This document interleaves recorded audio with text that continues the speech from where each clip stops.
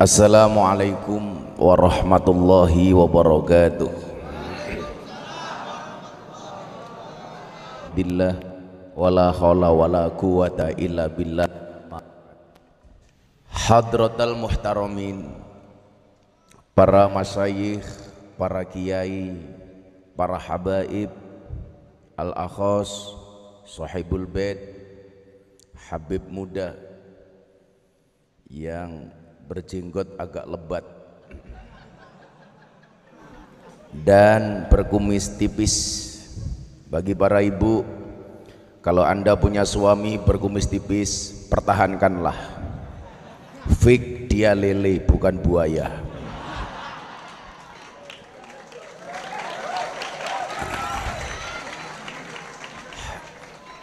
Habib Aqil bin Muhsin Alatas, Habib Ali dan seluruh kiai yang saya takzimi, para pejabat yang berkenan hadir dalam semua tingkatannya, termasuk TNI Polri yang akhir-akhir ini mendapatkan banyak fitnah.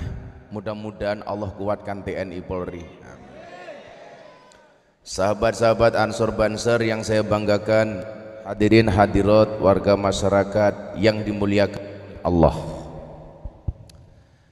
Beli rawon keliru rica-rica, saya datang ke Cirebon dengan membawa cinta. Cinta yang berawal dari mata hanya akan berakhir dengan air mata. Tetapi cinta kita malam hari ini berawal dari hati, insya Allah sampai akhir tidak akan pernah mati. Kalau tadi Habib Aqil bilang anggap saya saudara, Pak Jokowi juga menganggap saya saudara, Bib. Jadi kalau Jokowi ketemu saya, dia langsung bilang, saudara siapa?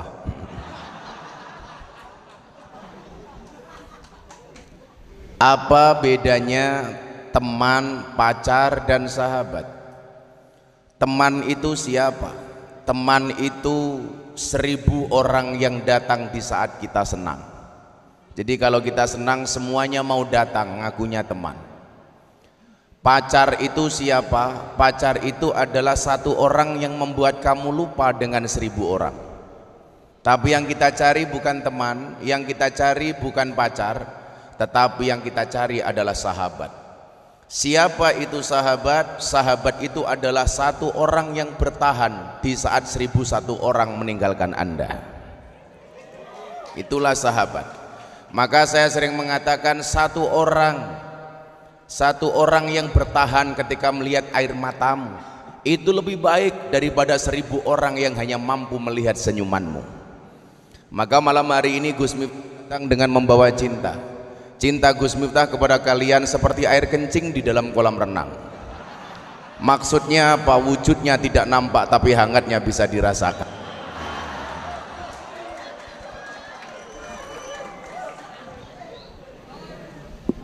Ngomong soal cinta, kita mengenal istilah mahabbah. Mahabbah. Saya meyakini pertemuan malam hari ini walaupun cukup mendadak, di saat sekian banyak jadwal harus tercancel gara-gara protokoler COVID, saya meyakini semua warga insya Allah menerapkan 4M di dalam kehidupan sehari-hari, menggunakan masker, menjaga jarak, mencuci tangan, dan yang keempat mentaati protokol. Untung nggak pakai N.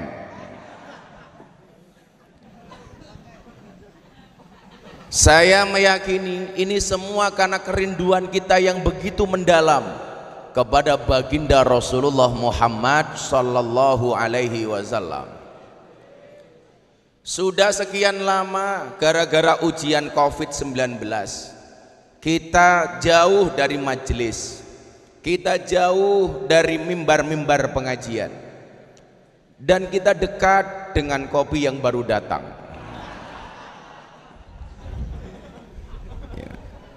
Kiainya viral, ya Allah, cangkirnya kecil banget, menjijikkan.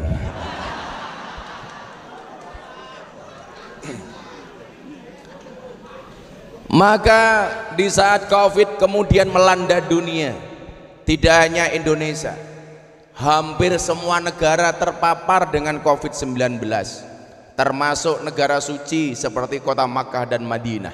Semuanya kena. Di saat itu pula kemudian kita dijauhkan dari masjid. Himbauan dari pemerintah, jangan sholat jamaah dulu di masjid. Himbauan dari pemerintah, jangan jumatan dulu di masjid. Himbauan dari pemerintah, jangan dulu buat majelis taklim. Dan senantiasa kita taat dengan hal-hal seperti itu.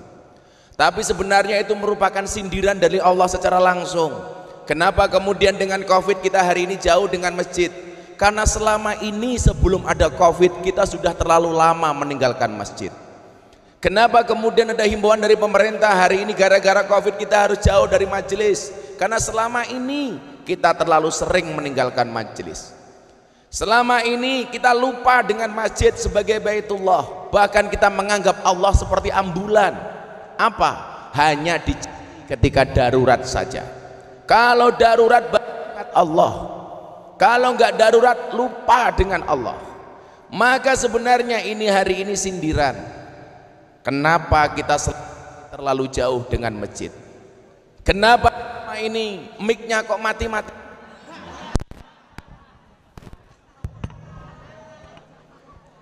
Ini bertanda bahwa sound systemnya belum dibayar.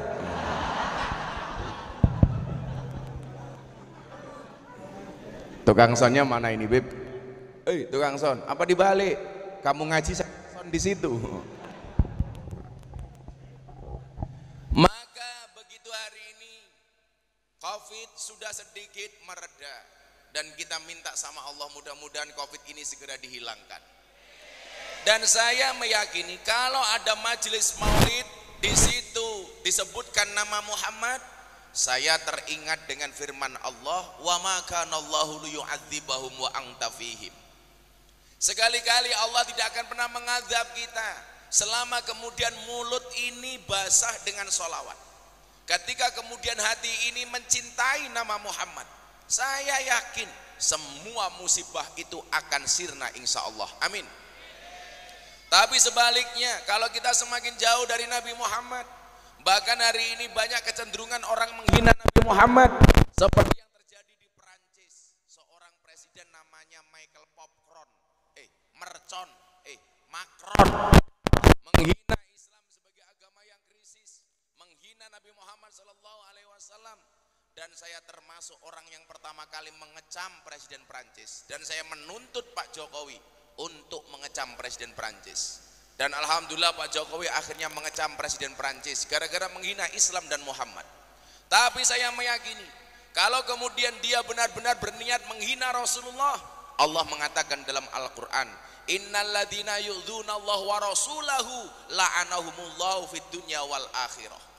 Sesungguhnya orang-orang yang menyakiti, yang menghina Allah dan Rasulnya, la'anahumullah, mereka semuanya dilaknat oleh Allah fid dunya wal akhirah, di dunia dan di akhirat. Wa'adda lahum adzaba muhina, dan mereka dipersiapkan dengan adab yang sangat-sangat menghinakan. Maka saya meyakini kehadiran kita di sini karena cinta, karena mahabbah kepada siapa? Kepada manusia terbaik dari yang, kepada manusia pilihan dari yang terpilih, kepada manusia yang termulia dari yang paling mulia. Siapa? Baginda Rasulullah Muhammad sallallahu alaihi wasallam. Sehingga kemudian apa? Ketika ada orang mencaci Rasulullah, kita marah. Bahkan ketika ada yang mencaci zuriyahnya Rasulullah, saya marah. Itulah kemudian yang mengakibatkan kenapa saya merespon penghinaan terhadap Maulana Habib Lutfi bin Yahya Pekalongan, guru kita. Saya tidak terima ketika Habib Lutfi dihina. Maka guru-guru semua telepon sama saya, Miftah tolong kamu respon dengan baik, tolong kamu respon dengan cara yang baik. Maka saya merespon, karena yang dihina adalah guru saya, yang dihina oleh Mahir Atwailibi. Saya respon, kenapa? Karena yang dihina guru saya.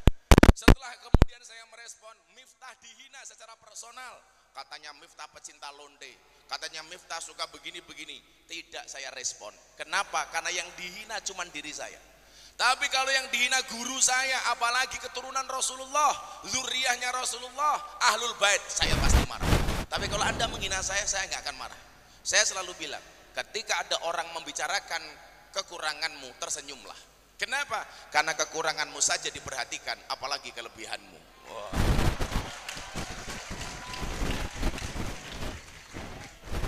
Saya nggak akan marah ketika kemudian dikatakan Miftah pecinta londe, senang dengan londe. Ya, saya senang dengan londe. Kenapa?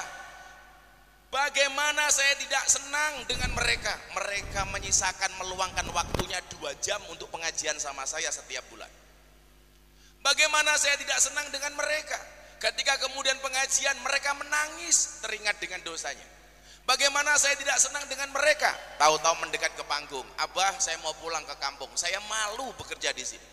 Bagaimana saya tidak senang dengan mereka? Ketika pengajian mereka datang, Gus tolong tuntun saya membaca syahadat. Dan sekian banyak orang yang saya tuntun bersyahadat dari non muslim menjadi Islam, mereka berangkat dari lokalisasi. Bahkan hikmah dari itu, saya ketemu dengan seorang DJ internasional dari Thailand, namanya DJ Cathy Butterfly. Dulu 3 tahun yang lalu, begitu beliau perform nge-DJ di panggung, subhanallah, dia dalam keadaan bertelanjang, hanya menggunakan, mohon maaf, hanya menggunakan penutup payudara, kotang sama sempak saja. Dan hari ini dia meninggalkan semua itu. Dan 1 bulan yang lalu dia datang kepada saya, Gus Miftah tolong tuntun saya untuk membaca 2 kalimat syahadat. Dulu dia hanya ber-BH, hanya bercelana pendek. Kalau kalian melihat pasti mengatakan wow.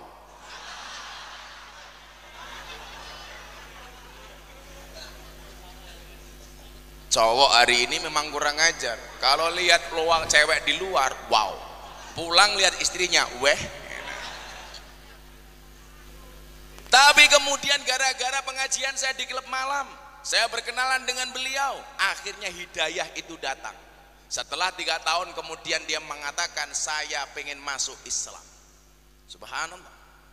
Ini hikmah dari itu semua. Gara-gara saya pengajian di klub malam, akhirnya saya diundang acaranya Deddy Corbuzier, kopi susu. Iya, kopi kan hitam, susu putih, goblok.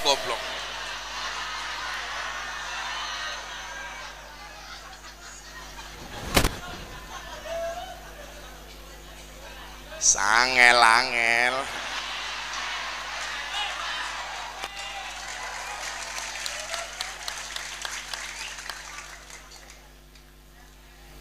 Dan gara-gara saya diundang ke acara itu menjadi wasilah Deddy Corbuzier belajar Islam dengan saya. Dan alhamdulillah kemudian tertarik masuk Islam. 2 minggu yang lalu saya syuting di iNews TV, acara saya ngobrol bareng Gus Miftah, saya ada bintang tamu. Dia bawa teman, seorang bule dari Islandia. Beragama, dia tidak punya agama, ateis. Dia begitu ketemu saya, dia bilang, Anda siapa? Saya jawab, Ustadz, dia nggak paham. Akhirnya saya jawab, who am I? Saya bilang, I am teaches religion. Saya seorang guru agama. Kemudian saya tanya, what is your religion? Dia bilang, before I am Christian. Sebelum ini saya Kristen. And now I am atheist. Dan sekarang saya ateis. Ateis itu apa? Yang tidak percaya dengan Tuhan. Saya tanya, kenapa kamu menjadi ateis? Because God is nothing. Karena Tuhan itu tidak pernah ada. Religion is fiction. Agama itu fiksi. Coba. Yang bisa dipercaya itu hanya sains, ilmu pengetahuan. Ketika kemudian saya jelaskan, ini loh keberadaan Tuhan, ini loh kenapa kemudian Islam mengajarkan untuk sholat 5 waktu hanya dalam waktu just 10 menit, hanya 10 menit. Kemudian dia datang kepada saya, Sir, I want to be a muslimah. Saya pengen menjadi seorang muslimah. Kenal 10 menit, langsung dia jatuh cinta dengan Islam. Akhirnya saya tuntun mengumandangkan 2 kalimat syahadat. Dan ketika kemudian datang ke pondok saya tanya, kok Anda langsung menyatakan masuk Islam, kenapa? Saya melihat Anda sudah lama melalui Instagram, dan saya melihat your Islam is happy, agama Anda itu menyenangkan. Agama, cara menyampaikan Anda terhadap Islam is relax, enjoy. Itulah yang kemudian melatar belakangi kenapa saya masuk Islam. Di sinilah kemudian saya selalu mengatakan, menyampaikan kebenaran harus dengan menyenangkan. Jangan menyampaikan kebenaran dengan cara yang menakutkan. Semua orang dikafir-kafirkan, semua orang dibid'ah-bid'ahkan. Itu jelas bahwa Anda mainnya kurang jauh. dolane kurang adoh, jelas tidurnya kurang malam, jelas temannya kurang banyak, dan yang paling jelas kopinya cangkirnya kecil.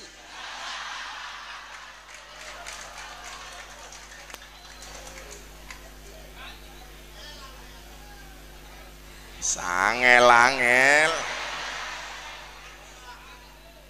Panitia, tarik sis.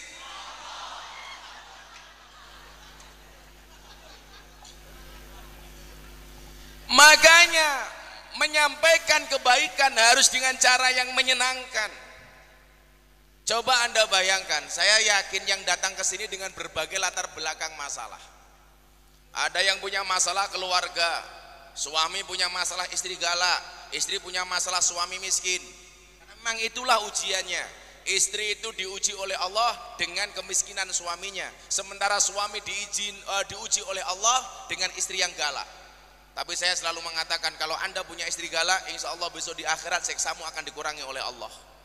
Kenapa suami yang punya istri galak siksanya dikurangi oleh Allah di akhirat? Karena di dunia sudah sangat tersiksa.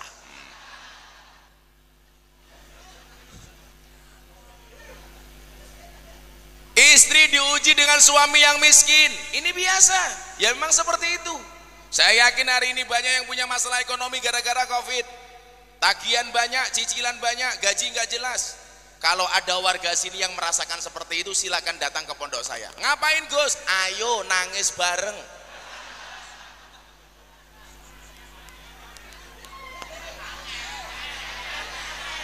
Angel. Yang muda-mudi barangkali punya masalah jodoh, masalah jomblo. Saya bilang, saya ditanya, Gus Miftah, jodoh itu siapa? Jodoh itu adalah orang yang mau kamu nikahi. Karena secantik apapun kalau tidak mau kamu nikahi, berarti dia bukan jodohmu. Maka kalian santai saja, Allah menciptakan manusia berpasang-pasangan, betul? Dan itu artinya kalau kamu tidak punya pasangan, jelas kamu bukan manusia.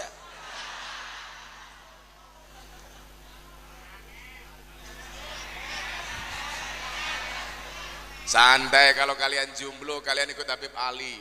Ahli suwuk. Ya Beb ya. Kayaknya mainan HP padahal HP-nya cross.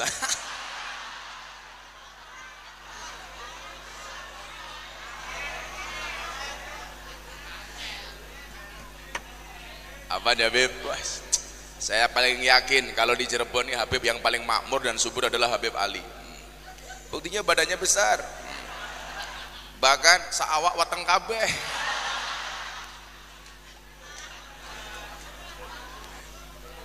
Kalau Habib dibilang gemuk, maafi muskil Habib. Kalau kita dibilang dasar kue lemu, jawaban Beb, ra masalah, aku lemu mergo mangan sego daripada kue kuru gaweane mangan konco.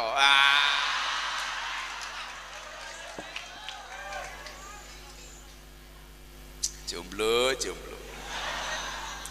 kasihan amat. Nyamuk saja ditepuk pakai 2 belah tapak tangan, masa cintamu bertepuk sebelah tangan?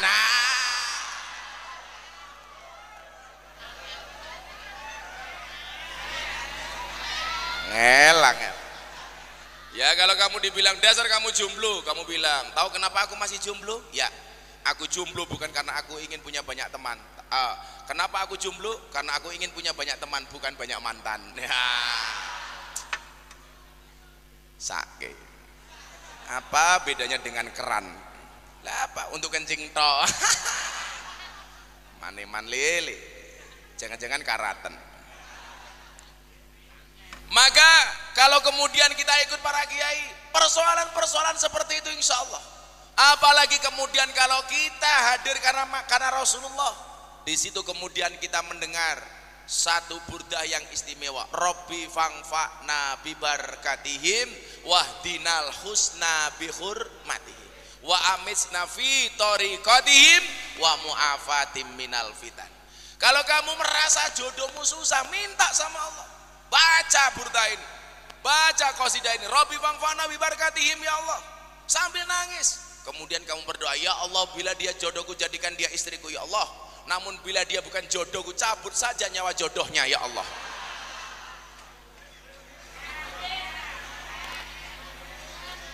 Karena santri punya prinsip, kalah rupo menang dupo. kalah pangkat menang tirakat, kalah duit menang wirid, kalah kabeh mati wae.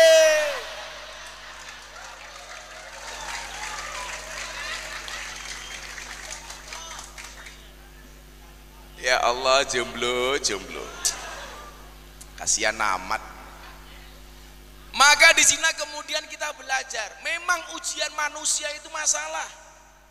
Manusia dari lahirnya Nabi Adam sampai hari ini selalu diuji oleh Allah dengan masalah. Maka saya selalu mengatakan, berbahagialah ketika hidupmu diselimuti masalah.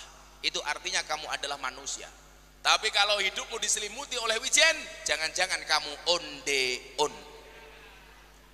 Tahu onde-onde, Beb? Tahu ya? Oh, enggak tahu onde-onde? Oh, wong Arab wijen. Onde-onde itu bahasa Cirebonnya apa, Beb Ali? Ya onde-onde. Kalau Abe besok ke pasar, cari onde-onde. Dan pesan Gus Miftah, onde-onde yang paling enak itu adalah yang wijennya ganjil. Ya.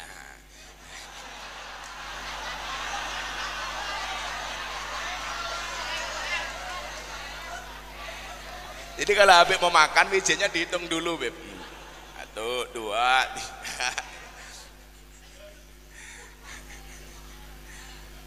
Maka Bapak Ibu rahimakumullah, saya meyakini dengan majelis malam hari ini, insya Allah Allah akan menurunkan rahmatnya, amin.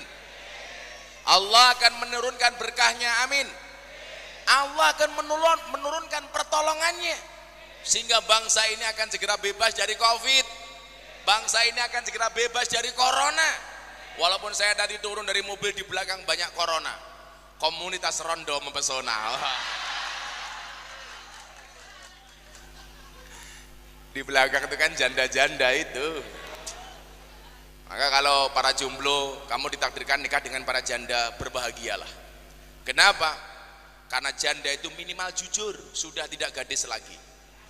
Daripada kamu nikah dengan gadis tapi rasa janda.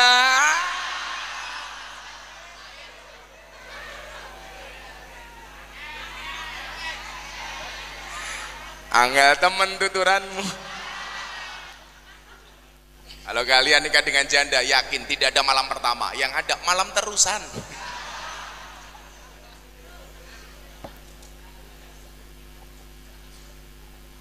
Maka malam hari ini kita bersama-sama belajar untuk mencintai Rasulullah. Man ahya sunnati faqad ahabani. Ciri orang yang mencintai Rasul itu siapa? Yang menghidupkan sunnahnya. Hari ini saya dapat banyak kiriman, Beb. Ada seorang yang menikah lagi, istri tuanya diajak ketika dia menikah dengan istri muda. Saya ditanya, Gus, apakah ini bagian dari sunnah Nabi? Saya begitu berat untuk menjawab pertanyaan ini. Jadi begini, memang ayatnya dalam surat An-Nisa ayat 3 jelas, fankihu matobalakum minan nisa. Nikahlah kamu dengan perempuan yang top, matobalakum top. Jadi kalau ada orang bilang nikah itu harus dengan janda tua, nenek-nenek tua, Anda salah. Kalau nenek tua sudah tidak top. Padahal perintahnya Al-Quran menikah dengan cewek yang top. Kalau janda tua itu juga top, tapi tua ompong peot.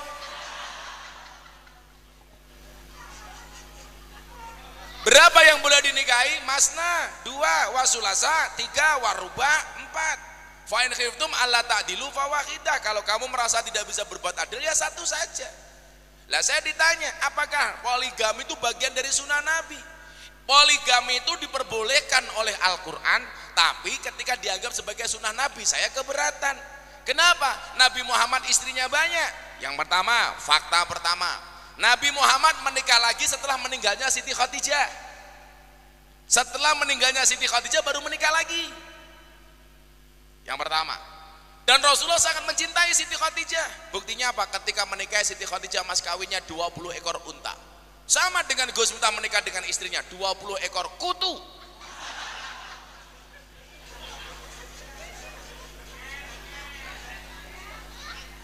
Cewek yang paling baik kata Rasulullah siapa? Cewek yang paling murah mas kawinnya. Tapi ini hadisnya cewek. Kalau hadisnya cowok, cari mas kawin Kanjeng Nabi. Saya selalu mengatakan apa? Pasangan terbaik adalah bukan yang datang dengan segala kelebihannya, namun yang tidak meninggalkan kita dengan segala kekurangannya. Oh. Maka Mama di belakang ingat, istri yang baik itu siapa? Istri yang siap diajak menderita oleh suaminya, betul? Tapi ingat, suami yang baik tidak akan pernah mengajak istrinya menderita. Kalian harus paham, istri cewek itu suci seperti sajadah. Saya ulangi, jangan permainkan perempuan, hargai wanita berapapun harganya.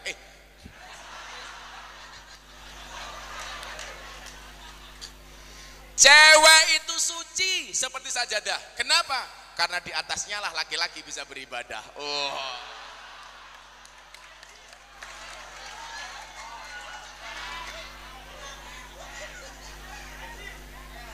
Sahbib,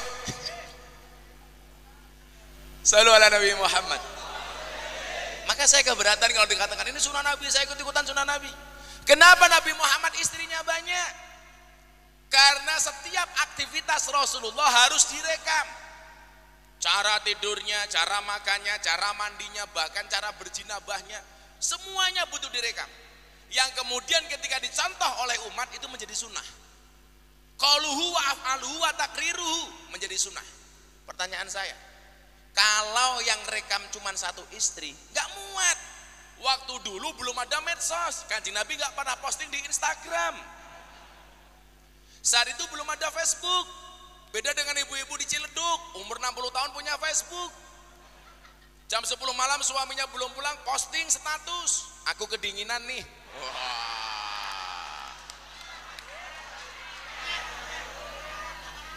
Dibaca sama banser, jomblo langsung komentar, tak temenin po. Beb Ali nimbrung ikut komentar, WK.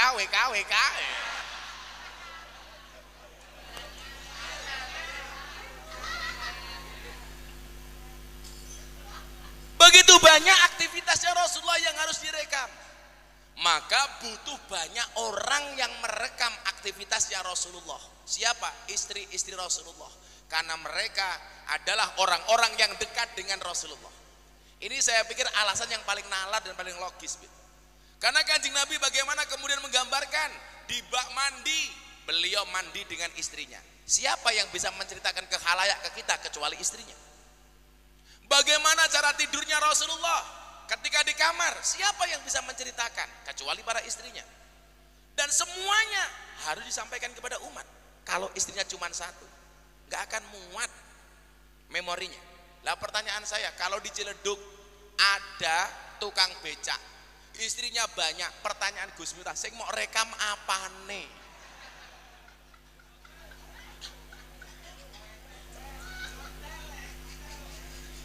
Saya ditanya, Gus Miftah pengen gak nambah istri? Sorry, saya tipe suami yang setia. Karena Gus Miftah punya prinsip, lelaki yang hebat bukan lelaki yang mencintai banyak wanita, tetapi mencintai satu wanita dengan banyak cara. Kenapa saya ngomong seperti itu? Karena di depan kamera.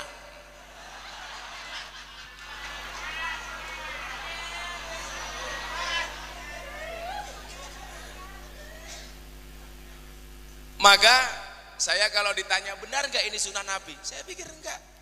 Yang lucu lagi masih jomblo malam Jumat bikin status, sunnah Rasul. Pertanyaan saya, apa kamu sunnah Rasul sama siapa? Please deh, pakai sabun kok sunnah Rasul.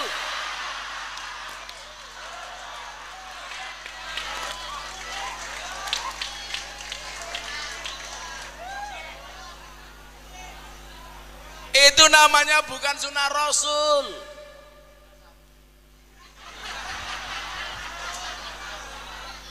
Bukan sunnah sabun, itu namanya Tante Rosa.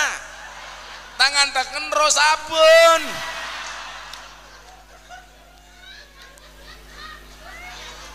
Malah nyanyi lagunya Gus Dur, Beb.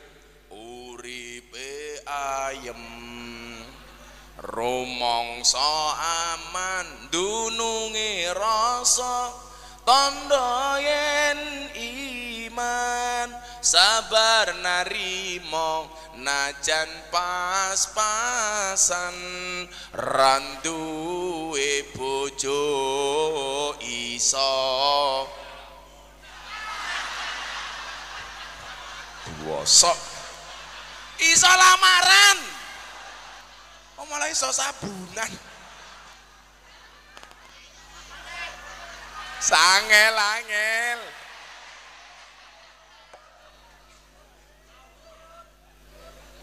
Jomblo, jomblo.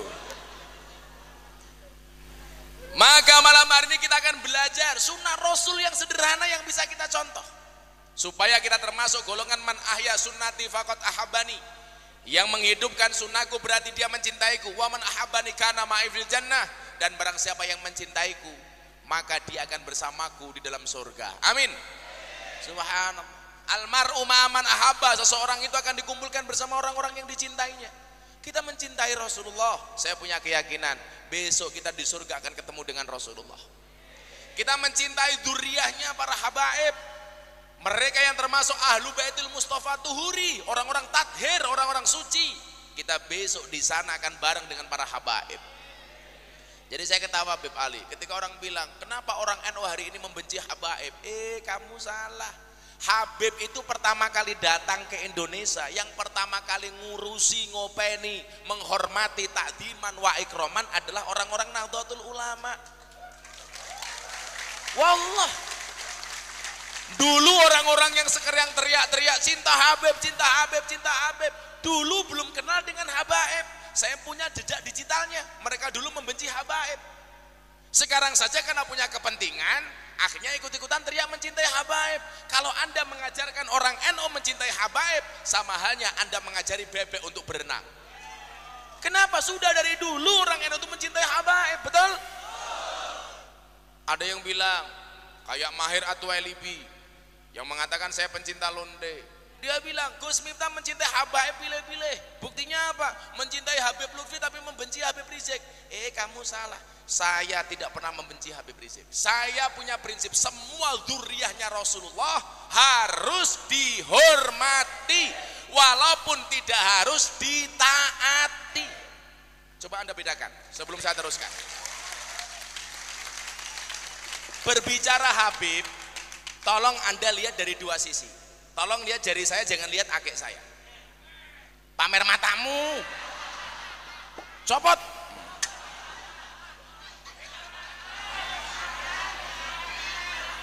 Malah mudah-mudahan ketinggalan. Pakai lagi. Pengajian kopinya cangkir kecil kehilangan akik. Kamu kalau melihat Habib, tolong lihat dalam dua sisi. Yang pertama sosok, yang kedua perilaku.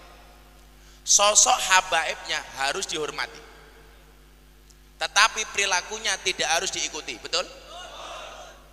Kalau perilakunya menyimpang, kita nggak harus ikut. Perilakunya baik, kita ikut. Kenapa Gus Miftah ngefans sama Habib Lutfi? Satu, beliau guru saya dianggap murid sama beliau. Yang kedua, istrinya Habib Lutfi, Mama Salmah, itu masih satu nasab dengan saya. Sama-sama keturunan ke-9 dari Mbah Muhammad Besari Ponorogo. Muhammad Besari bin Anom Besari bin Abdullah Mursad bin Raden Demang bin Pangeran Demang bin Ratu Jekulo bin Brawijaya Limo. Saya sama Mama Salmah sama-sama keturunan ke-9 dari Muhammad Besari yang makamnya ada di Ponorogo.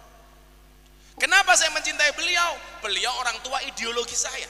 Bagaimana beliau mengajarkan saya untuk mencintai merah putih, betul?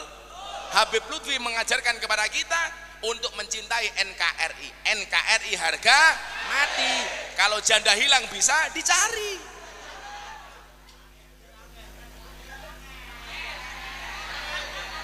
Kalau kemudian satu, kenapa kok kemudian kayak kemarin ditanya, kenapa Gus Miftah tidak ikut menjemput Habib Rizik? Saya nggak menjemput, sudah ramai kayak gitu. Saya tidak membenci beliau, dzurriyyahnya saya hormati sebagai habaibnya, tetapi saya tidak harus mengikuti perilakunya. Karena dalam kitab taklim disebutkan al-hurmatu khairum minat ta'ah. Hormat itu harus lebih didahulukan daripada taat. Beliau saya hormati walaupun saya berbeda pandangan politik dengan beliau. Contoh umpamanya Pilpres, beliau milih Pak Prabowo, saya milih Pak Jokowi. Apakah kemudian saya berdosa gara-gara saya ikut beliau? Enggak. Contoh yang paling gampang, dalam ibadah saya ikut Imam Syafi'i. Ketika saya tidak menggunakan pendapatnya Imam Maliki, apa berarti saya benci Imam Malik? Tidak. Yang paling saya benci itu kalau pengajian mic-nya mati-mati. Tukang son, mic-nya mati-mati. Ini kayaknya baterainya lowbat, Beb. Kayak otaknya tukang sound, Beb. Lowbat. Ganti ini baterainya.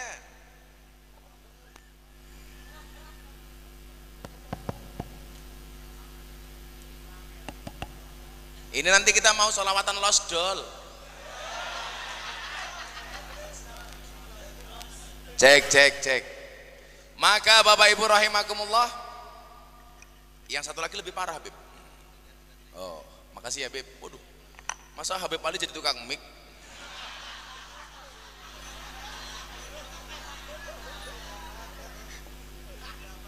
Jadi apa aja beliaunya ini mah. Kalau Habib Ali nggak akan marah dibilang tukang obat ya, Habib ya. Cek. Maka tolong dibedakan antara taat dengan hormat. Kita harus menghormati beliau-beliaunya, tetapi tidak harus mentaati beliau-beliaunya. Ada lagi yang bilang, ini nanti berarti kalau kemudian ada dipanggil polisi jadi tersangka, berarti tidak menghormati habaib. Yang dihukum itu perilakunya. Gara-gara perilakunya kriminal maka dihukum siapapun, termasuk kiai, termasuk habib, termasuk anggota DPR. Yang dihukum itu adalah kesalahan dan perilakunya. Jangan kemudian Anda mengatakan kriminalisasi ulama. Kalau ada ulama berbuat salah pidana dihukum sama polisi, itu bukan kriminalisasi ulama, tapi proses hukum terhadap ulama yang kriminal. Yang namanya kriminalisasi ulama itu siapa? Ngundang pengajian, kiainya nggak diamplopi, lah itu kriminalisasi. Sangel-angel. Khalas, Bib. Cek. Sama bosoknya, Bib. Udah. Yuk, sebelum saya lanjutkan bagaimana kita mencintai Rasulullah, kita selawatan bareng-bareng supaya anak hadroh ini bisa bersolawat. Ayo. Besok saya masuk surga akan dikawal oleh anak-anak hadroh. Tapi yaitu di surga saya kelon sama bidadari, kamu hadrowan toh.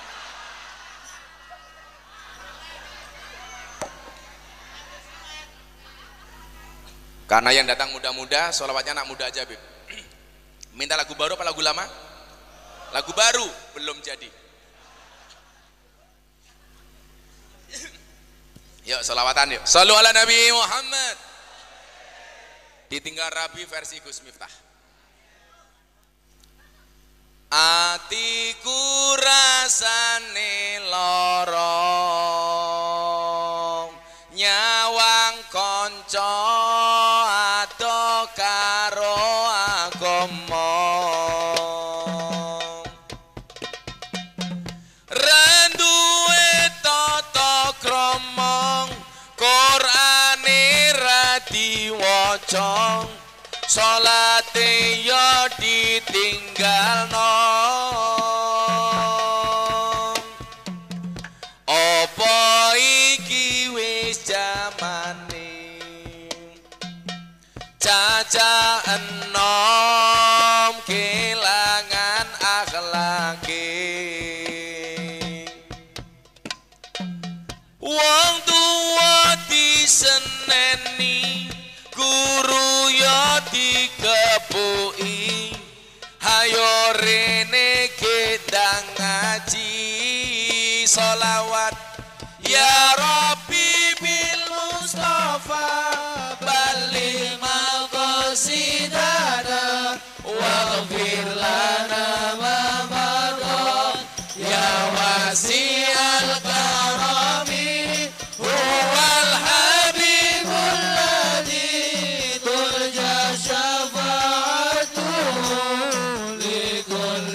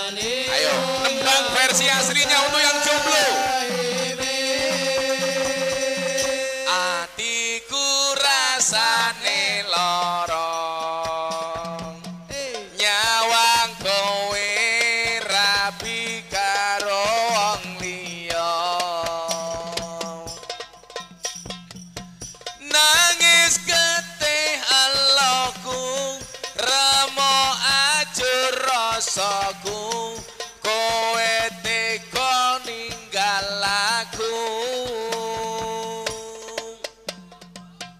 Apa iki wis kudu bisa kelangan tresnane, kudu kuat hatiku, kudu kuat batinku, senajan nyiksa tresnaku. Tangan diangkat sholawat. Ya Rabbi bil Mustafa baligh maqasidana waghfir lana ma madha ya wasi'al karami huwal habibul ladzi turja syafa'atuhu li kulli hawlin minal ahwali. Ulangi lagi yang lebih kencang. Corona minggat. Amin.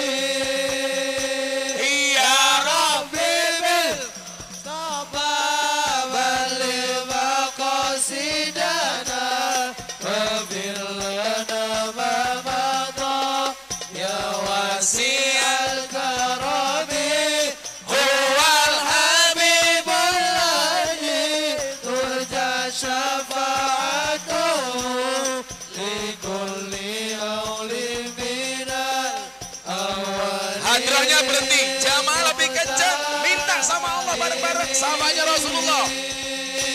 Ya Rabbi bil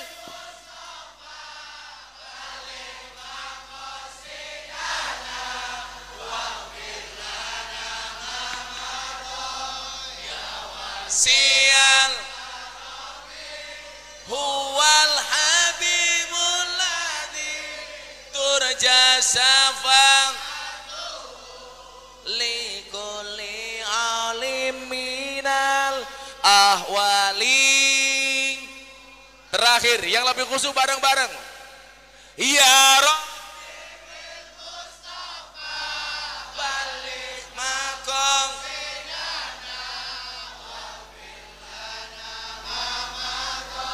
ya wasi'al karami huwal habibul ladzi turja syafa'atuhu li kulli hawlin minal ahwali muqta. Shallu ala Nabi Muhammad. Beb Ali di situ teriak ho ah ho eh. Insyaallah. Lanjut. Los dang lanjut lemu maksiat tutukno seneng rasa mikir akhirat nanging ngelingono yen Israel nakono kabarmu tanding iku ora rindu nanging pengen banget jabut nyawamu. Shallu ala Nabi Muhammad. Ya Rabbi sholli ala Muhammad. Ya Rabbi sholli alaihi wasallim. Ya Rabbi sholli ala Muhammad. Ya Rabbi sholli alaihi. Ya Rabbi sholli alaihi wasallim. Ulangi yang lebih kencang bareng-bareng. Ya Rabbi sholli ala Muhammad. Ya Rabbi sholli alaihi. Ya Rabbi sholli. Ya Rabbi sholli alaihi. Ya Rabbi Rabbi sholli alaihi versi asli nih. Los dang lanjut lehmu whatsappan yen ente tukone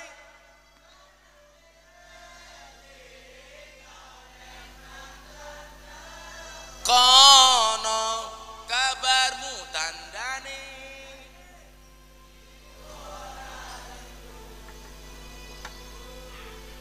nanging pengen solawat karo awamu ya Rabbi sholli ala Muhammad ya Rabbi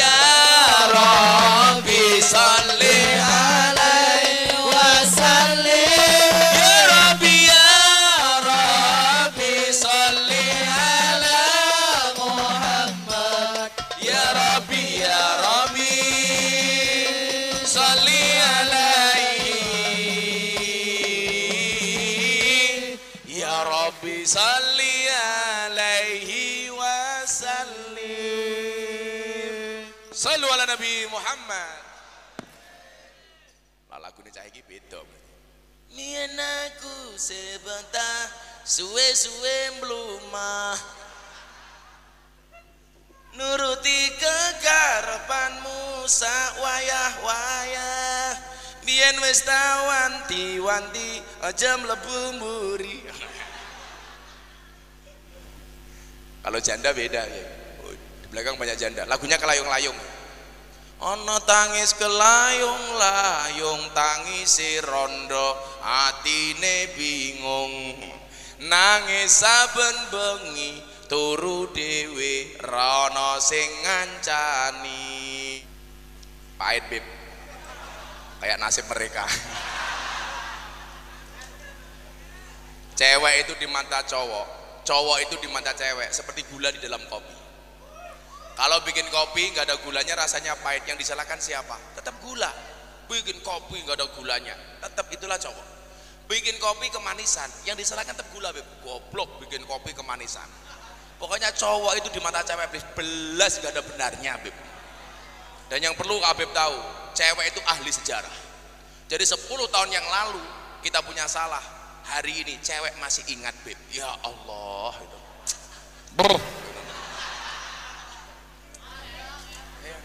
Kamu tahu bedanya cowok sama cewek? Cewek itu kalau menangis yang ditutup mulutnya, cowok kalau menangis yang ditutup matanya.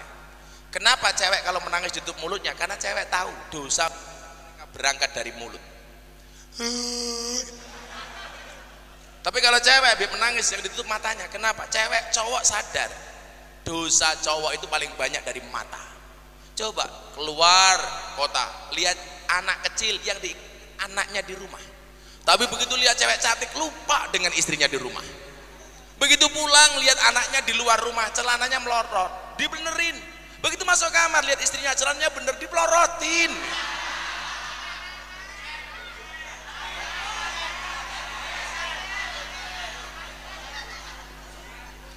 Yang saya curiga itu kalau ada warga Ciledug, mas-masnya menangis dipegang mulutnya.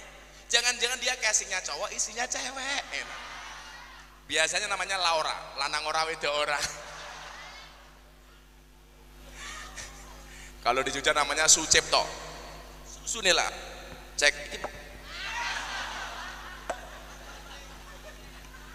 Cek. Mohon bersabar, ini adalah ujian. Sangelah. Maka malam hari ini kita akan belajar bagaimana mencintai Rasulullah Shallallahu Alaihi Wasallam, walaupun dari hal-hal kecil. Termasuk salah satunya adalah mencintai dzurriyyahnya Rasulullah. Karena saya pernah membaca begini, la yuhibbuna ahlul bait illa mu'minun taqi. Tidaklah mencintai kami para ahlul bait kecuali orang-orang yang beriman dan bertakwa. Wala yabghaduna ahlul bait illa munafiqun syaqi, dan tidaklah membenci ahlul bait kecuali orang-orang munafik yang pegang mic.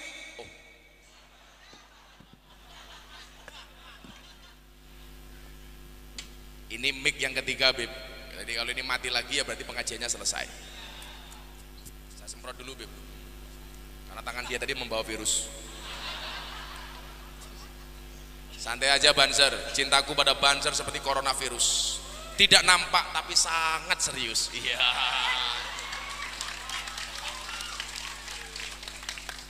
Insyaallah. Lanang matamu, lanang karo lanang keprimen ya. Lanang karo lanang. Kamu jomblo ya?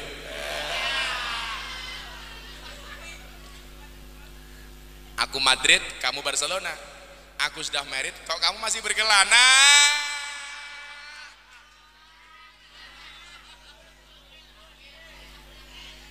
Sangel-angel. Kayaknya dia kalau ngomong kayak gitu habis ditinggal pacarnya. Makanya dia bilang, aku nganan, kamu ngiri. Akunya bertahan, kamunya lari ya.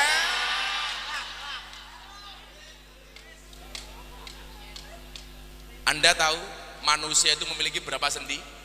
Manusia itu memiliki 360 sendi, dan sendi yang paling menyakitkan adalah sendirian.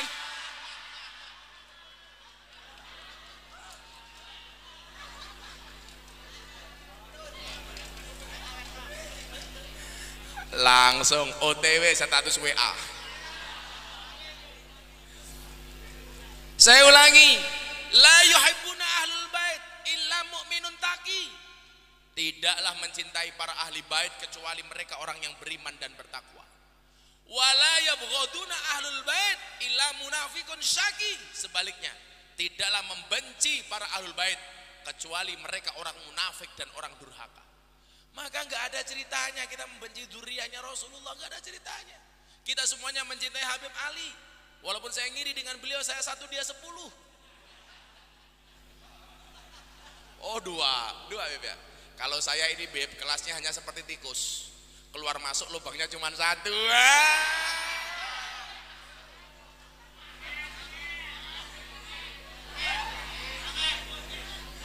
Kalau Habib Ali punya seperti lagunya Happy Asmara, dalan liyane. Ijazahkan Beb, supaya saya juga mampu Beb. Saya sebenarnya sih mampu ya, tapi saya selalu mengatakan, di balik lelaki yang kuat ada istri yang hebat, betul? Dan di balik istri hebat ATM-nya 4. Kalau nggak punya ATM 4 jangan macam-macam Beb. Tapi saya sendiri tidak mengatakan seperti itu. Di belakang lelaki yang sukses akan ada banyak mantan yang menyesali. Oh. Kok aku nggak jadi sama Beb Ali ya? Begitu Beb Ali gemuk,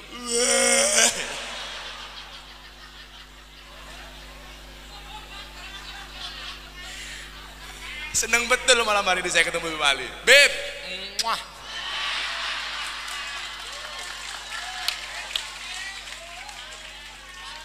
Dan saya tahu sarung yang dipakai sama Beb Ali ini pasti sarung gajah duduk.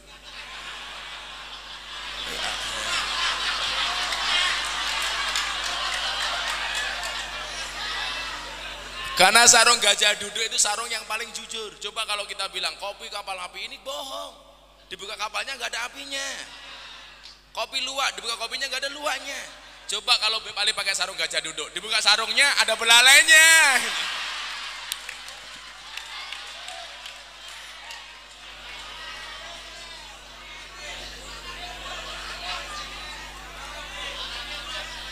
Angel. Beb, saya itu pernah bertanya Beb sama pengelola kebun binatang yang ngurusi gajah. Gajah itu kalau sedang bercinta dengan pasangannya nggak pernah dilihat oleh orang. Karena kila wakola katanya, karena gajah itu badannya besar, mohon maaf kelaminnya kecil. Maka kalau dia dilihat orang dia malu. Lah, jadi kesimpulannya orang itu kalau badannya besar berarti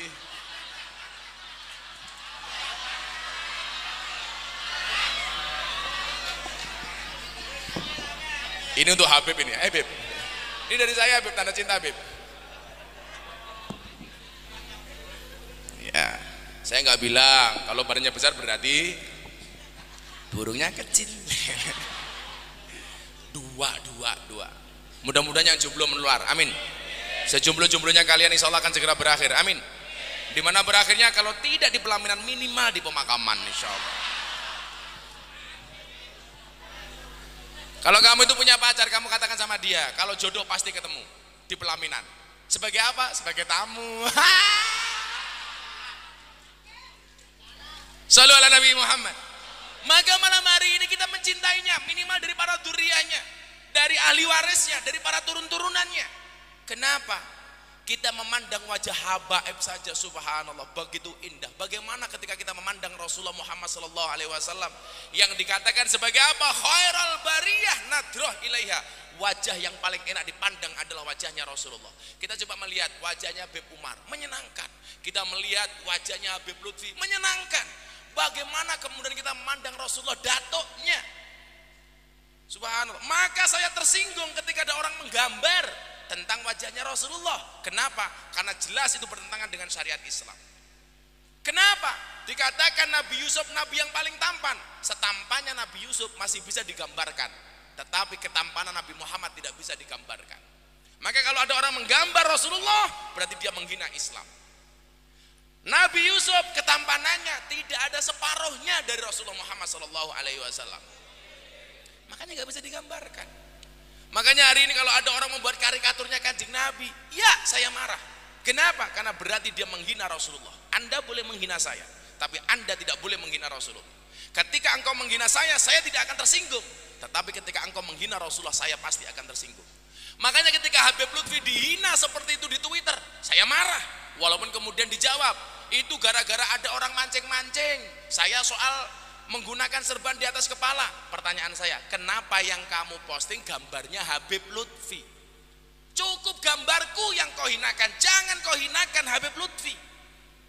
Karena beliau satu, Presiden Jatman, sedunia presidennya Habib Lutfi, satu. Yang kedua, Sekjen Ulama Salaf sedunia Habib Lutfi. Ulama tasawuf sedunia Habib Lutfi. Yang ketiga, posisi beliau sebagai One Team Press, Dewan Pertimbangan Presiden. Kalau Anda menghina berarti menghina bangsa Indonesia. Kalau Anda menghina Habib Lutfi berarti menghina kami para jamaahnya, betul? Makanya saya marah. Setelah itu kemudian yang diserang saya nggak akan marah. Saya langsung diserbu 9.000 komentar di kolom komentar Instagram saya. Banyak yang menghujat saya. Apakah saya marah? Enggak. Kenapa? Karena komentarnya tidak pernah saya baca.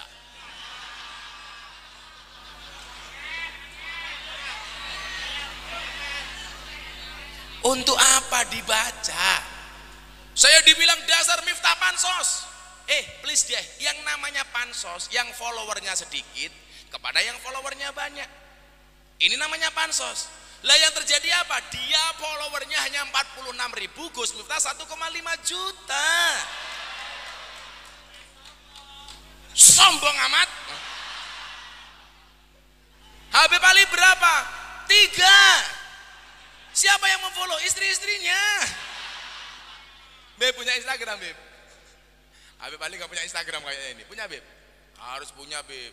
Habib milenial harus punya Instagram, Beb. Begitu Habib Ali punya Instagram, wow, langsung di follow sama yang helwah.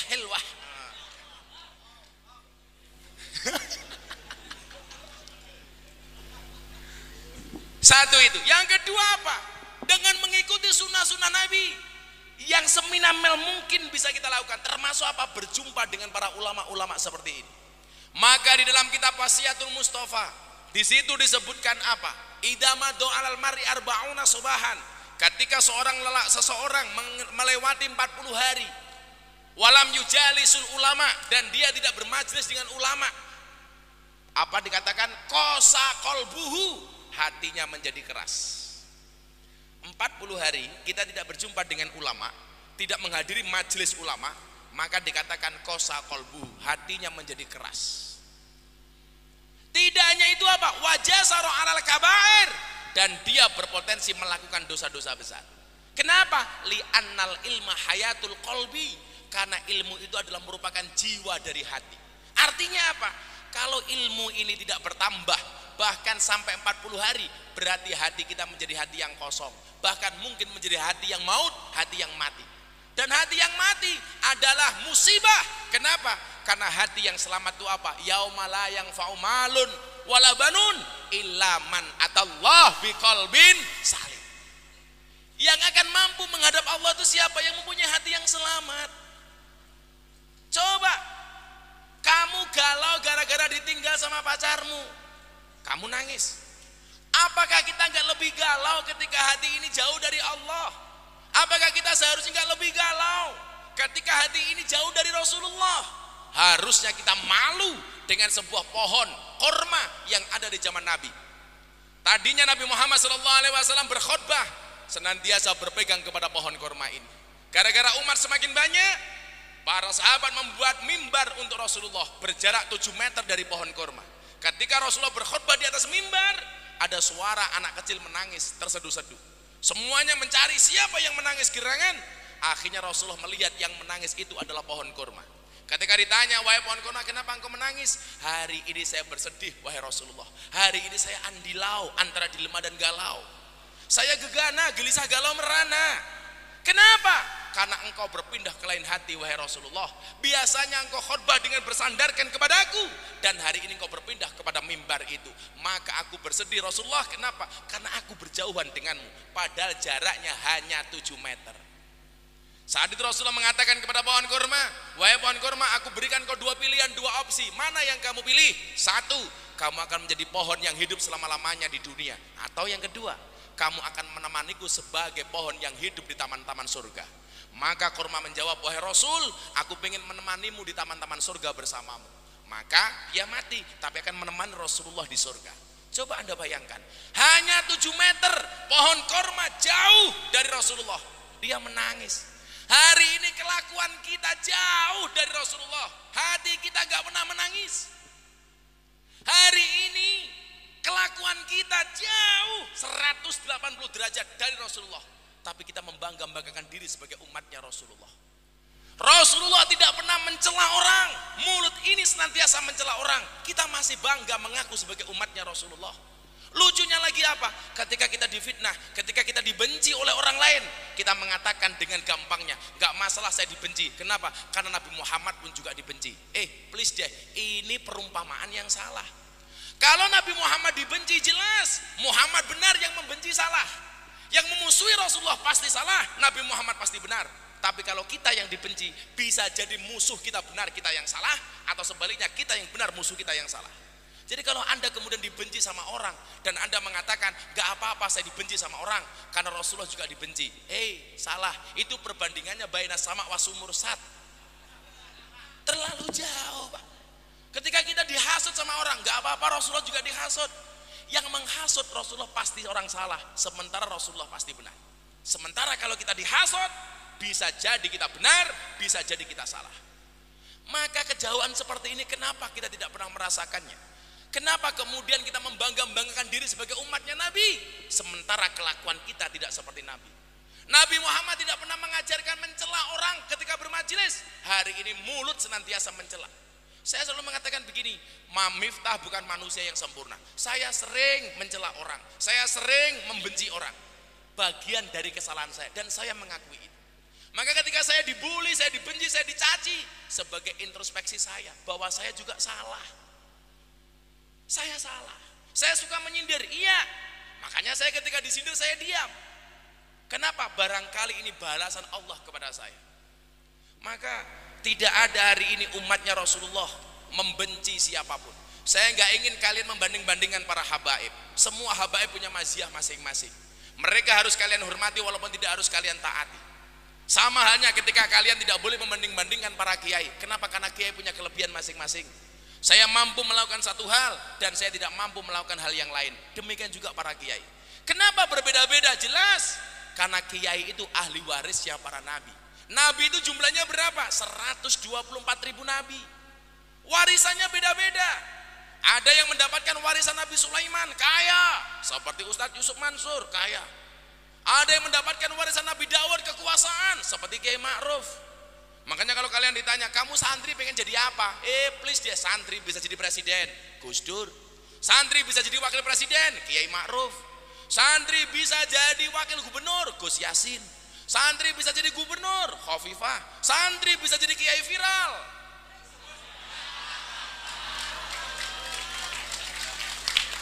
Terima kasih. Santri bisa istrinya banyak.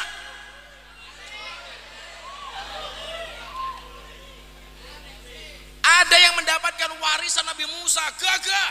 Ada. Kayak dulu di Jawa Timur Gus Maksud, Nabi Musa, gagah. Ada yang mendapatkan warisan Nabi Khidir, cerdas. Pak Kiai Said, Gus Wahab, orang-orang cerdas. Ada yang mendapatkan warisan Nabi Isa, miskin. Beb Akil.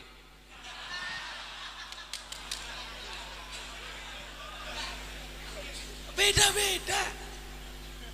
Saking miskinnya Nabi Isa itu apa? Makannya cuma rumputan dan daun-daunan. Miskin. Coba. Semuanya warisannya masing-masing, tidak bisa disamakan antara satu dan yang lainnya. Ada yang sakti. Nah, kiai juga banyak yang sakti. Ada yang dapat warisan, umpamanya kekayaan dan kerajaan. Dia menjadi pejabat, dia menjadi pengusaha. Banyak kiai-kiai seperti itu. Tapi yang jelas juga ada kiai yang mendapatkan warisan Nabi Yusuf, ganteng. Siapa? Terima kasih, terima kasih. Makanya nggak bisa dibanding-bandingkan. Aku paling nggak suka ketika kalian mengatakan aku suka dengan kiai ini, nggak suka dengan kiai itu. Anda siapa membandingkan kiai?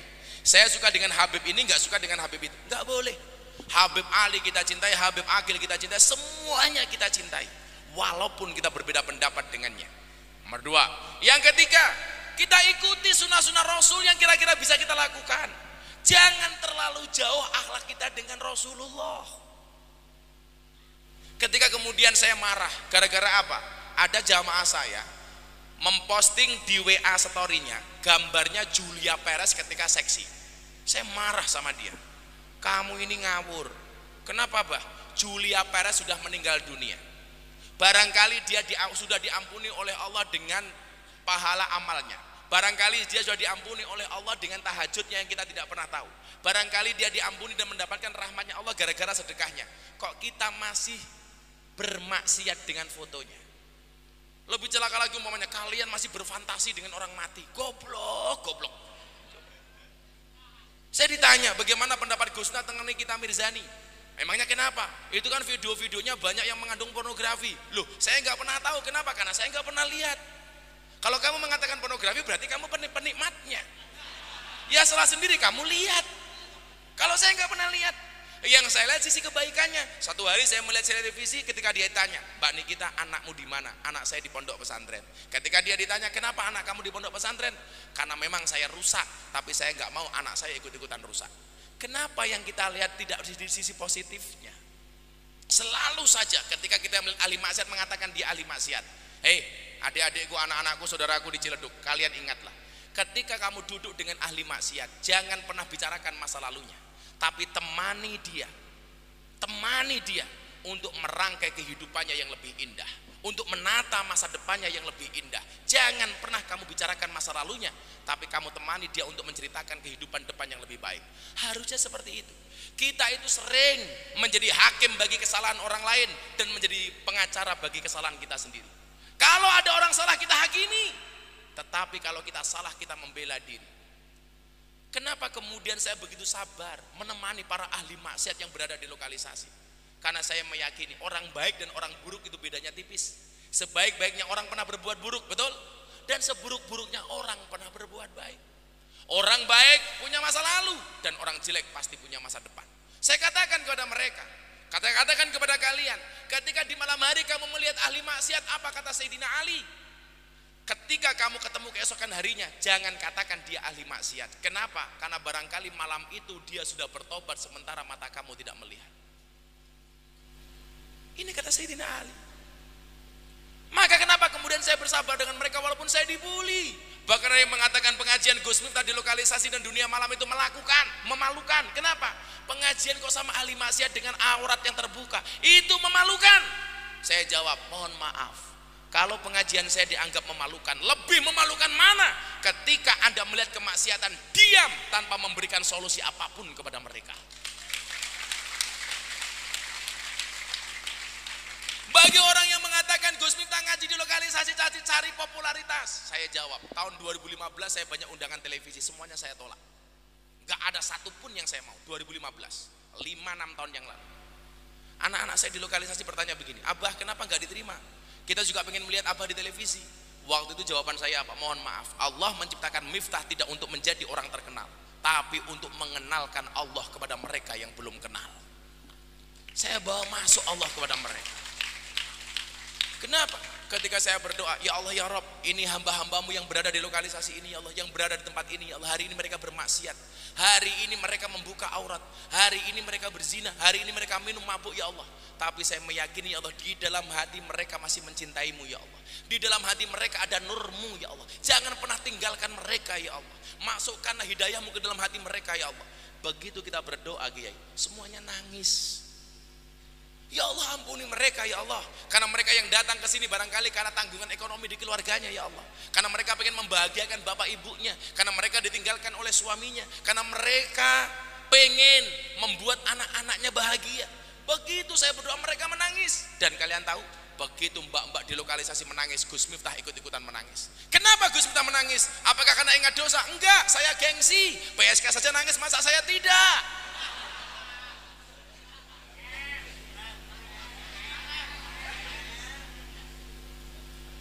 Kenapa kita jadi hakim bagi mereka? Pada Rasulullah itu baik kepada orang yang baik dan baik kepada orang yang tidak baik. Rasulullah sama orang baik dibaiki, orang yang tidak baik sama Rasulullah tetap dibaiki. Sementara kita selalu saja ghibah. Ya mohon maaf, ketika kita menceritakan Nikita Mirzani umpamanya, dengan segala umpamanya maksiatnya, kalau toh yang kita bicarakan itu benar, itu tetap ghibah. Dan kalau salah itu adalah fitnah. Itulah yang dikatakan Rasulullah, atadruna mal ghibah, apakah kalian tahu ghibah itu apa? Para sahabat kemudian menjawab, Allahu wa rasuluhu a'lamu, Allah dan Rasulnya yang lebih tahu. Apa kata Rasulullah? Ketika kamu menyebut-nyebut nama saudaramu, itu adalah ghibah. Kemudian para sahabat kembali bertanya, kalau yang saya katakan benar Rasulullah, apakah ini tetap ghibah? Apa sabda Rasulullah? Kalau toh benar itu tetap ghibah, dan kalau salah berarti Anda fitnah. Padahal dikatakan al fitnatu asyaddu minal qatl, fitnah itu lebih kejam daripada pembunuhan. Dan ingat, fitnah itu lebih kejam daripada fitness. Kayak Habib Agil ini fitness, badannya fit, hatinya ngenes.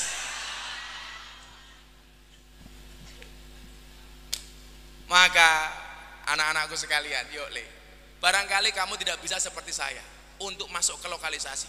Barangkali Beb Ali tidak bisa membersamai saya di lokalisasi, karena kalau Beb Ali masuk lokalisasi saya khawatir beliau mau masuk tapi nggak mau keluar.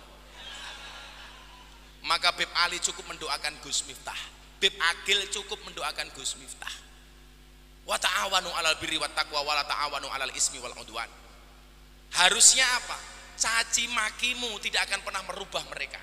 Tetapi ketika engkau ikhlas mendoakan mereka, doamu bisa menjadi wasilah hidayah untuk mereka. Kalian doakan mereka ya Allah, untuk teman-teman saya di lokalisasi sana ya Allah. Al-Fatihah. Manfaat. Apakah pengajian Gus Miftah ada manfaatnya? Ada. Ini mau diangkat dalam sebuah film layar lebar, walaupun belum saya setujui. Ada cerita ketika saya pengajian mbak-mbak, Abah saya mau curhat, tak kasih mic. Ya kamu curhat apa? Seminggu yang lalu saya terima tamu Abah, mau masuk kamar menjelang adzan subuh. Begitu saya mau bercinta dengan tamu saya, ternyata adzan subuh dikumandangkan, Allahu Akbar, Allahu Akbar. Terus apa yang kamu lakukan? Saya bilang sama tamu saya, mohon maaf ya om, dipending dulu. Tamunya bertanya, kenapa harus dipending? Dengar adzan subuh om, gak enak kan, saya jamaah pengajiannya Gus Miftah. Oh ya, akhirnya dipending. Selesai adzan, tamunya langsung pakai baju, gak jadi bercinta. Dia bayar PSK-nya, dia mengatakan apa? Mbak, kita gak usah jadi bercinta. Kenapa mbak? Bukan hanya kamu yang jamaahnya Gus Miftah, saya juga jamaahnya Gus Miftah.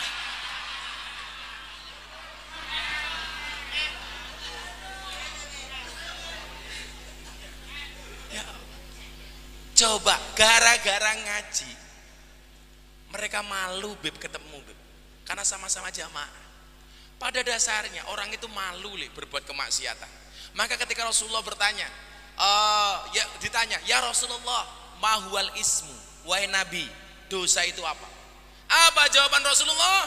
Al ismu mahaka fi sadrika wa karita ayatoli alaihin nas. Dosa itu adalah satu perbuatan yang ketika kamu lakukan hatimu merasa tidak nyaman dan kamu khawatir dilihat oleh orang. Jadi kalau saya sedang pengajian di lokalisasi, Beb, tahu-tahu ada tamu datang, saya masih pengajian, tamunya langsung bersembunyi, aduh ada Gus Miftah. Gak ada, orang masuk lokalisasi saya baru pengajian langsung teriak, Gus, aku mau itu, tolong dibayari gitu. Ya matamu. Malu Pak. Gak ada Pak orang yang senang bermaksiat. Mereka punya rasa malu. Makanya sekali lagi jangan pernah kita menghakimi orang. Itulah akhlak yang diajarkan oleh Rasulullah. Yuk selawatan lagi yuk. Sudah 12:30. Bawa HP semuanya. Mau dihidupkan flashnya? Yuk kita selawatan NKRI. Shallu ala Nabi Muhammad. HP-nya semuanya diangkat.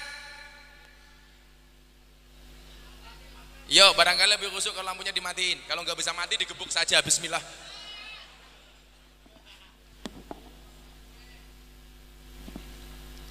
Itu di situ ada musik. Itu musik itu. Itu musik apa Beb? Cek. Mic-nya saya jangan dimatiin dong. Cek. Cek. Kok jadi berat? Malah ngentat-ngentut apa itu? Cek. Coba sekarang gantian musik sana. Sholli wa salimda bisa nggak kamu? Ya, semuanya diangkat. Sama-sama kita minta syafaatnya Rasulullah. Ini sinar HP nggak ada apa-apanya dibandingkan nurnya Muhammad. Mudah-mudahan semuanya ini menjadi wasilah kita semuanya mendapatkan nur Muhammad sallallahu alaihi wasallam. Amin. Anak-anak musik bisa lagu Sholli wa salimda. Saben malam Jumat. Sholli. Bisa ya? Ngikuti aja. Bandnya yuk. Itu pasti HP-nya cross. Kelihatan. Flashnya redup. Yuk. Shallu ala Nabi Muhammad. Digerakkan ke sana dulu. Sana mana Bib? Sana mana? Sana. Selatan. Digerakkan ke ngidul dulu ya. Sholli wa salim daiman. Kurang keras. Sholli wa salim daiman.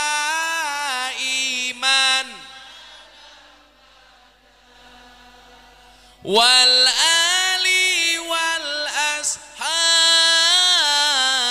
man. Wal ali wal ashabi man qad wahada. Musik sholli wa salim daiman.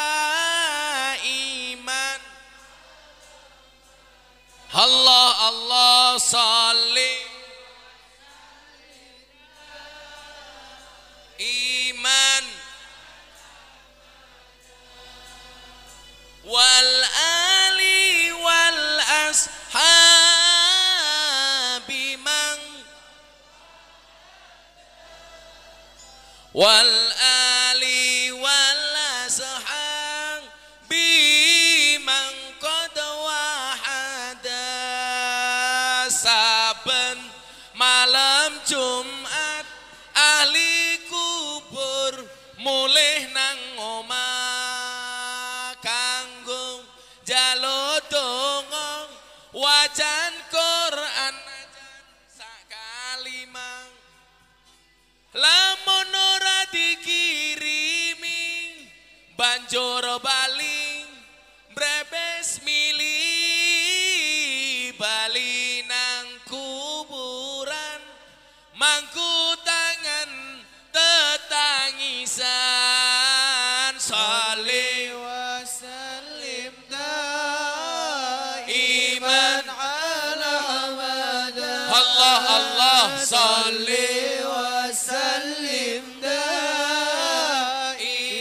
ala hamada. Wal ali wal ashabi man qad wahada. Wal ali wal ashabi man qad wahada. Kebacut temen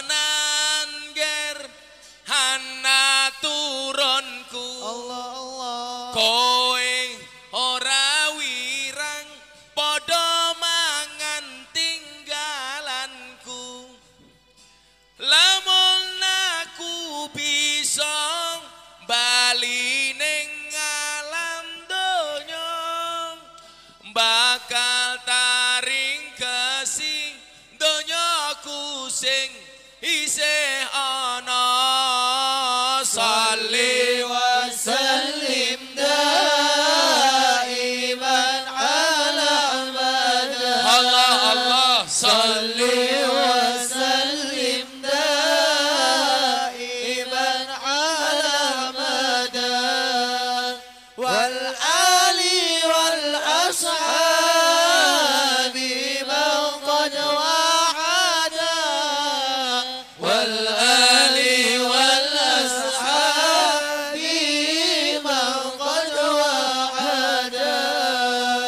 kami cinta tanah air Indonesia, kami bangga jadi bangsa Indonesia, NKRI akan selalu kami jaga demi kejayaan bangsa Indonesia.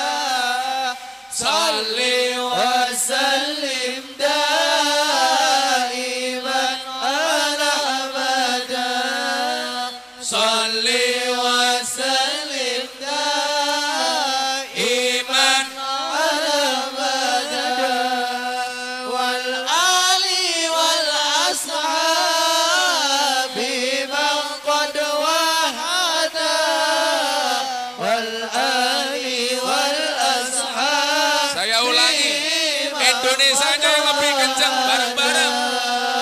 Kami cinta tanah air, Indonesia, kami bangga jadi bangsa Indonesia, NKRI akan selalu kami jaga demi kejayaan bangsa Indonesia.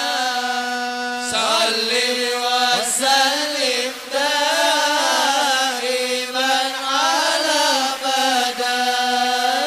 Salli wa sallim daiman ala Ahmad wal ali wal ashabi man qad wahada wal ali wal ashabi man qad wahada.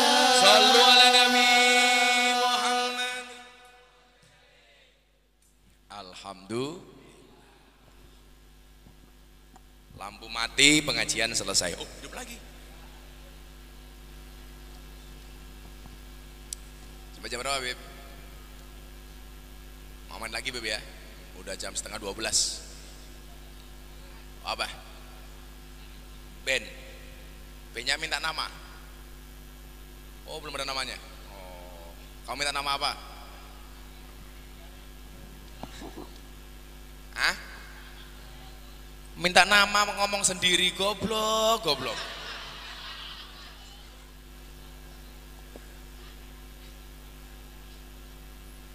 Tak kasih nama, Sautun Nida. Apa yaudah tak kasih nama, Sukarlan. Asu ngelekar ning dalan. Maka semuanya yang saya cintai, Bib Agil, Bib Ali, dan semua para kiai, cangkeme ngopo kayak gitu? Tak bualang lo gue. Kan aku kaget. Bawa sini tisunya malah dipek. Angel. Ben cowok semua, waduh. Batangan. Cek. Soalnya jangan mati-mati dong. Gua ajar lu. Kamu tahu nggak fungsinya ini apa? Aha. Jadi kalau soundnya jelek kekrek cangkeme. Maka saya yakin anak-anakku semuanya, kalian masih muda-muda. Saya selalu membuka tangan untuk semua orang mau hadir ke pesantren saya. Saya ngopeni anak-anak nakal, anak-anak jalanan yang terpinggirkan, tidak diopeni, diterima masyarakat. Saya anak keluar dari penjara pengen datang ke pondok saya boleh, bertato semuanya boleh, karena kecintaan saya terhadap agama ini. Saya hanya bisa memberikan sumbangsih sebagaimana yang saya bisa lakukan. Anak-anak dari Jawa Barat, dari Jawa Timur, Jawa Tengah, mereka yang dicap anak-anak nakal, saya openi. Anak-anak bertato di pondok saya banyak banget, Beb. Bahkan kemarin ada di Jawa Timur, orangnya gendut kayak Beb Ali. Saya buka perutnya, subhanallah, ada tatonya. Apa tatonya? Beduk. Ya Allah. Saya tanya, itu tato apa? Tato beduk. Kenapa menurut kamu kasih tato beduk? Karena saya cinta dengan NU. Masya Allah. Itu tato beduk. Iya Kiai. Pukulnya di mana? Bawahnya. Tak cari nggak ketemu.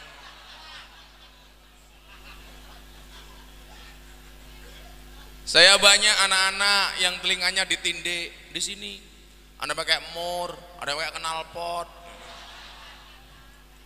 Semua mereka berat untuk kenal dengan Allah. Demikian juga anak-anak saya malam hari ini. Kalau memang kalian pengen ngaji, nggak ada tempat yang mau kalian menerima kalian.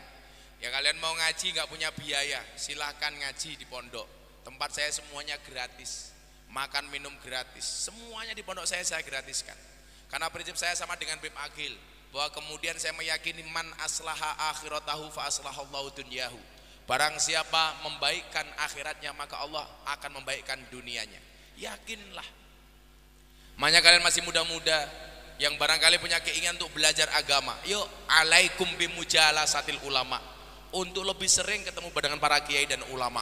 Insya Allah bangsa ini akan menjadi bangsa yang luar biasa. Amin Allahumma amin. Saya harus berangkat ke Jakarta karena saya besok ada syuting acara saya di Trans 7 sama di iNews. Saya mohon maaf Habib, saya sangat terkesan dengan acara malam hari ini, dan insya Allah ini bukan acara terakhir bagi kita. Amin. Kalian tahu kenapa move on itu berat? Ya, move on itu berat. Kenapa? Karena dari SD sampai kuliah yang dipelajari hanya mengingat, bukan melupakan. Iya. Maka saya yakin malam hari ini saya akan susah move on dari acara ini. Dan sama-sama minta sama Allah dengan selawat-selawat kita. Mudah-mudahan majelis-majelis kembali normal. Amin. Mudah-mudahan para guru-guru kita diberikan kesehatan. Amin. Para habaib-habaib dilindungi oleh Allah Subhanahu wa taala. Dan kalian tahu kenapa kaca mobil bagian depan itu pasti lebih besar daripada kaca spion? Jawabannya sederhana. Karena masa depan bangsa Indonesia lebih besar daripada masa lalunya. Terima kasih. Assalamualaikum warahmatullahi wabarakatuh.